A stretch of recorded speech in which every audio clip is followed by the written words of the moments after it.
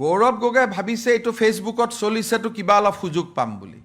তেওঁ নিজেও নাজানে তেওঁ আজি গৈ পেলাই কংগ্ৰেছক বোকাখাট আৰু কলিয়াবৰত অন্ততঃ দুটা ইলেকশ্যন হৰুৱাই থৈ আহিব। কাজিৰঙা মানেতো কহৰা নহয়, কহাৰাৰ পৰাতো 10 কিলোমিটাৰ কোৱা নাই, সীমাৰ পৰা 10 কিলোমিটাৰ কৈছে।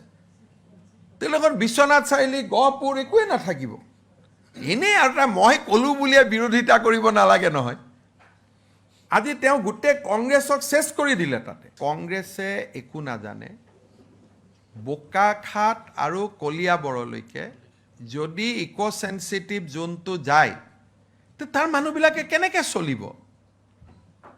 এইটোতো বোকাখাটৰ স্থানীয় ৰাইজে সুপ্ৰিম কোৰ্টত কেছ দি থৈছে, কলিয়াবৰৰ স্থানীয় ৰাইজেতো সুপ্ৰিম কোৰ্টত কেছ দি থৈছে। যোনে একো নাজানে তেওঁলোকে কাজিৰঙাক ৰক্ষা কৰে কাজিৰঙাৰ ৰাইজে।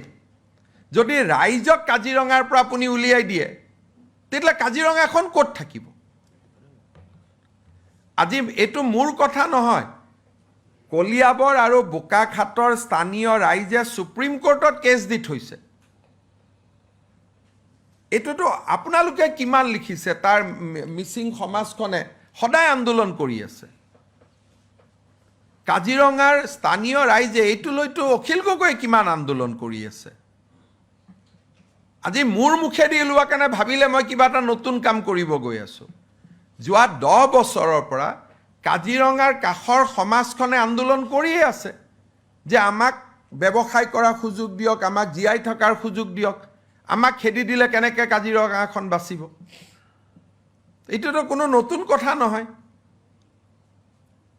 আজি আপোনালোকে বিশ্বনাথ চাৰিআলিৰ চিডুল কাষ্ট মানুহখিনিয়ে সদায় আন্দোলন কৰি আছে যে আমাক ঘাটত মাছ মাৰিব দিয়ক।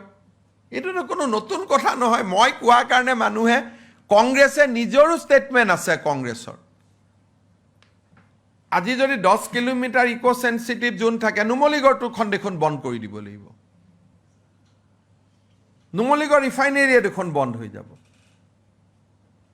এনেই কোনো হিচাপ নকৰাকৈ মুখ্যমন্ত্ৰীয়ে কোৱা বুলিতো বিৰোধ কৰি লাভ নাই।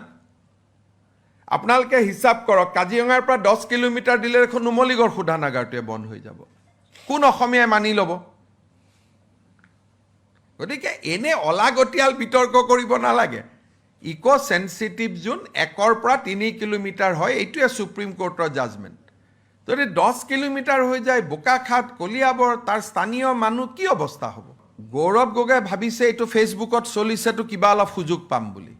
তেওঁ নিজেও নাজানে তেওঁ আজি গৈ পেলাই কংগ্ৰেছক বোকাখাট আৰু কলিয়াবৰত অন্ততঃ দুটা ইলেকশ্যন হৰুৱাই থৈ আহিব। তেওঁলোকে নিজেও নাজানে।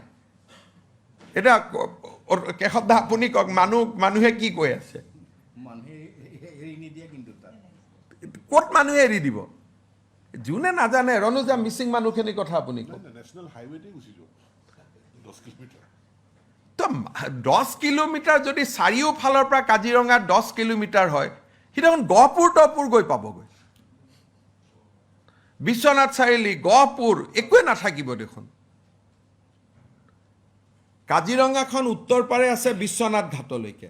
তাৰ পৰা যদি 10 কিলোমিটাৰ কম্পাছ মাৰি দিয়ে তেতিয়া গহপুৰ বিশ্বনাথ চাৰিআলি একোৱে নাথাকিব দেখোন।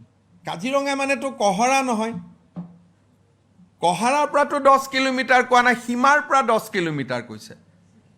তেওঁলোকৰ বিশ্বনাথ চাৰিআলি গহপুৰ একোৱে নাথাকিব। এনেই আৰু এটা মই ক'লো বুলিয়ে বিৰোধিতা কৰিব নালাগে নহয়। আজি তেওঁ গোটেই কংগ্ৰেছক চেছ কৰি দিলে। তাতে যি ক'ৰবাত বাচি খুচি আছিলোঁ তেওঁ তাতে গৈ চেছ কৰি দিলে। সুপ্ৰিম কোৰ্টে কৈছে যে 3 কিলোমিটাৰ মেক্সিমাম ESZ হ'লে আমি সন্তুষ্ট। আমাৰ ৰাইজেতো 3 কিলোমিটাৰত আন্দোলন কৰি আছে। যিটো নাজানে ক'ব নালাগে নহয়। কাজিৰঙাখন য'ৰ পৰা আছে সীমাবিলাকৰ পৰা 10 কিলোমিটাৰ হ'লে তুমলীগড় চব বন্ধ হৈ যাব দেখোন। কাৰ্বি আংলঙৰ আধা চেজ হ'ব। ইমান ট্ৰাইবেল মানুহবিলাক আছে, এনেকৈ সহজ নেকি দুনিয়াখন?